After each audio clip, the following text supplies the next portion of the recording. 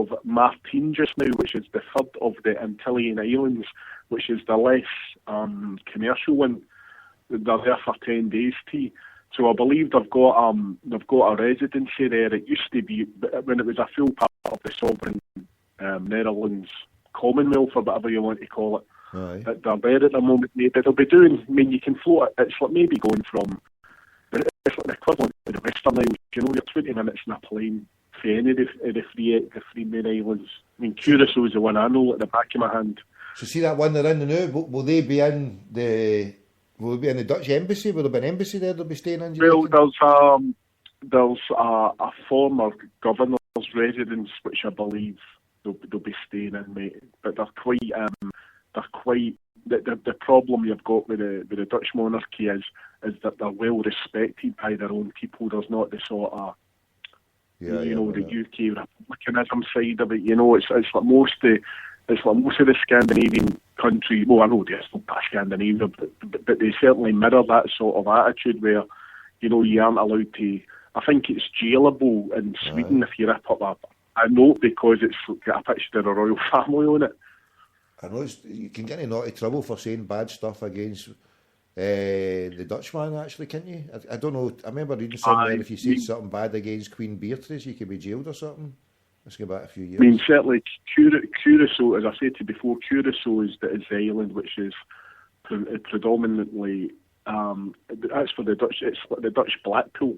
You know, the flights leave straight from Schiphol right into Curacao Airport. An 8-hour flight. I think it was voted by the Sunday Times 3 years ago one of the world's most exclusive islands for tourism, because you get very little people from the rest of Europe. There are very few Germans or people from Scotland, England, Ireland, Wales, whatever, going there, mate. You know, it's nice beaches, etc. You know, it's not my cup of tea. You know, it's nice to visit. But if they do, if you get hold of their itinerary, if they do go to Curacao, they'll be staying in there's a 5-star hotel in Willemstad, the capital, down in Curacao over the pontoon bridge. They'll be staying in there. Stevie Wonder was staying in there the last time I was there, sort of thing. So have you stayed there? Have you stayed in that residence? Do you know what? I used to pop in there for a camel birds. Actually, it wasn't too bad. Shocking. It's got a wee infinity pool right onto the sea sort of thing. It's nice. It's an old. Your trip to the infinity, yeah, bam. You're fucking. When were you there? What's that, mate? When were you there? I've spent it's the main reason I went there. Like I said to you when you did one of your shows about oil, it's the main processing plant for oil in the Caribbean.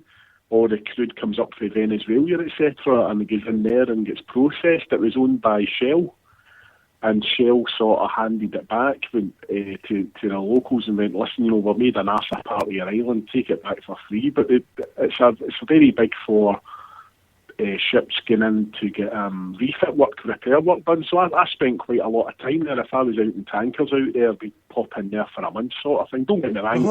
Hold on. You saying this is a massive refinery? So you're saying this is the fucking Caribbean equivalent of Grangemouth? It can't be a big exclusive resort when you've got must have a big fecked off cloud of gas and burning fuel. No. I mean, don't get me wrong, mate. It's nothing like Beijing. I mean, that's a cash and carry Chernobyl. No, it's. I think they've got two large. It's on webcam. If you Curacao webcam, you see Curacao, you'll see the big bridge going over it. And I've got maybe. Be careful you spell Curacao, or you might just get the old stuff you put as a cream. Like that Clearasil. Well, see, that's where they make it. Aye, the blue Curacao. That's where they make it, mate. Aye. So there's a good chance they'll certainly probably be floating around. Right? I mean, that's like the working island out of the three. That's where the Dutch keep a military presence, a federal presence. Does all the embassy stuff, and it's the main cruise liner on the other islands you mentioned, Aruba, is mostly for the cruise liners. And that's the island that's really been Americanised in the last 20 years, you know. So they've actually boxed off an island where they do all their shit, and then they've got a tourist island where they. Well, the three of them, it's like anywhere. I mean, out there, there's a battle going on for the. I mean, Curaçao's a nice wee place, but I mean it's a bit like Gibraltar. You go there at 6 in the morning on a cruise liner. It's opened all day. By 7 o'clock at night, the boats have sailed back into international waters, so they can open their casinos up, and the island's all shut down to just normality, mate. It's very quiet. You know, it goes for maybe at its busiest. It's maybe like the Merchant City on a Saturday afternoon, and by 7 o'clock, it's like, I don't know, London, Brisbane, Main Street. You know, it's very quiet, mate. It's not a bit of a world, to be honest, you know. You know, at least I got the weather there instead of -0 here that I've got, -2 or whatever it is this morning. Oh, it's fierce. It's fierce with all mosquitoes, though, mate. But yeah, a lot of the good folk from Venezuela came over, selling all the produce, all the fresh fruit, and all that. Absolutely spectacular. But obviously, the great former leader of Venezuela, he sort of had the three islands depend on Venezuela as their main artery for like things like, believe it or not, like Coca-Cola. You know, it's produced in South America and it's ferried over. And the great Chavez, if he wasn't, God rest his soul, if he wasn't happy with what was happening in the Caribbean islands, he used to just put a block on trade. And I don't think people realise how dependent these three islands are. It's like, you know, you see all the mad Scottish islands, people getting deliveries once a week. It's like that in the Caribbean. It's quite a fragile economy how they run it, mate. You know, it's full of like U-boat watches and Tiffany's diamond shops with the tax-free band on it. But food-wise, it is quite dependent on the South American coast, you know.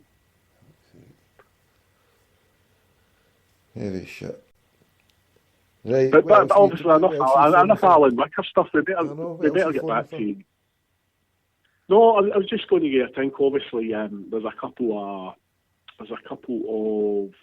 of options going on at the moment. Our good friend Snipers get his ticket for Saturday's game.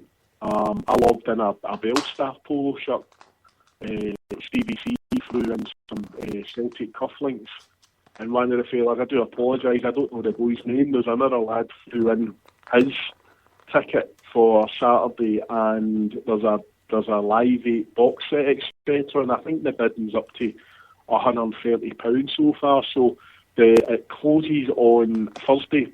But don't get me wrong, if Sniper gets a big enough offer, he'll probably close it there and then, mate. There's another couple of things getting done for, obviously, the Eddie Toner and that, Boys for the Trust. And advertising the bucket collection on Saturday before the game for the folk in Amsterdam, mate, you know.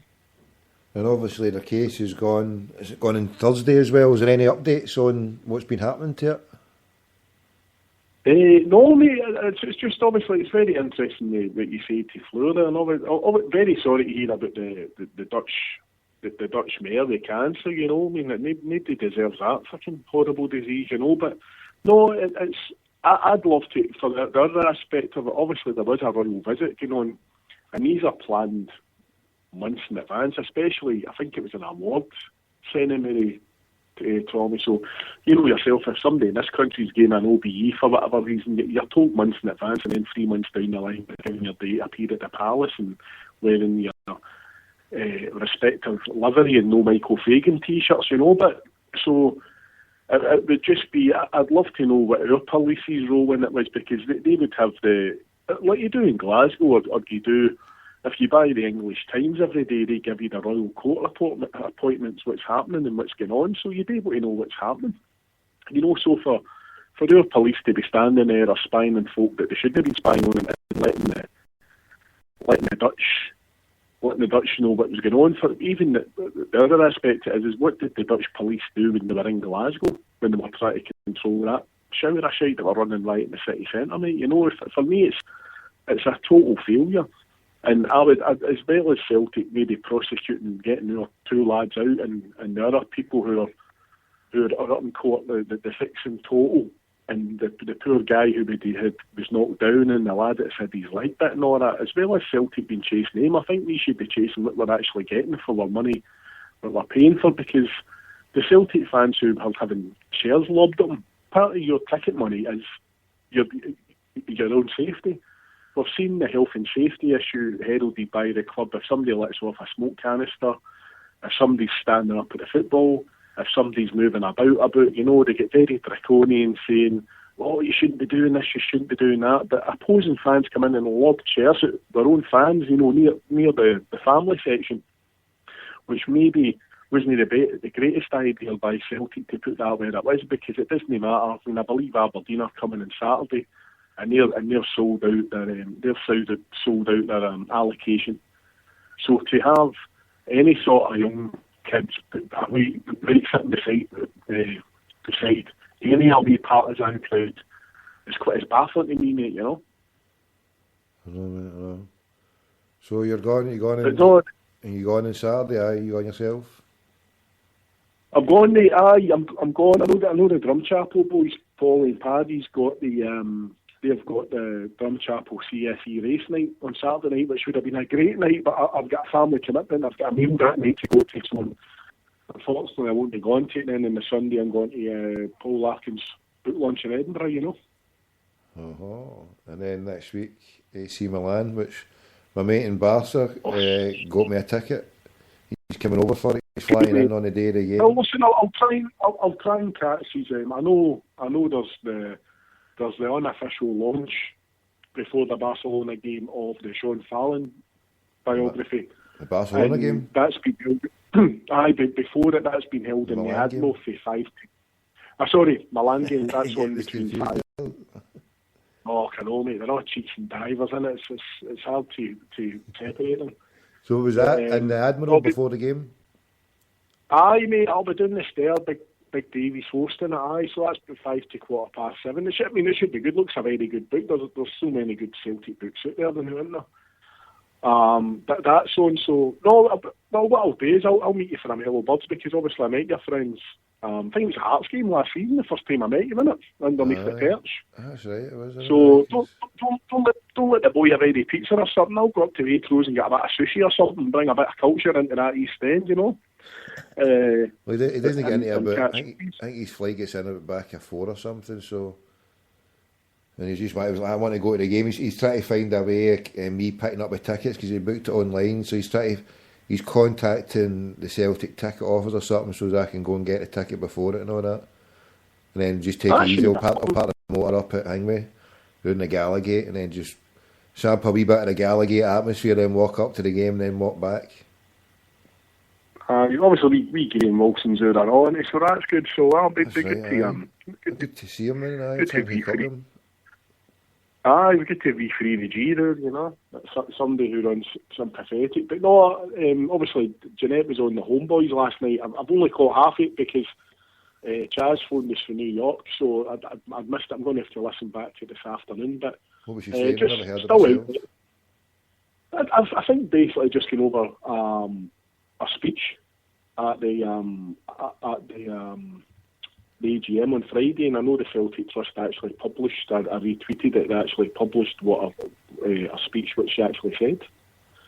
But just still absolutely fucking outraged, Tommy. I mean, I tweeted earlier on that Lobel's obviously, and listen, I'm not just picking him, but he's the main man and he's on £1 million a year. But he's probably spent more this morning heating up his driveway in the Hamptons of the suicide to go into work than some folk get paid an hour, beneath the living wage. We're talking fuel poverty now to heat the house, So I seen there was somebody on the website, the Celtic Journal, and I followed the News Now Twitter feed on Twitter, and this article came up saying they were standing by Lennon, and it was just Lobel's a genius, because they went down the route saying, they shouldn't be paying it because it's people who's got a second job.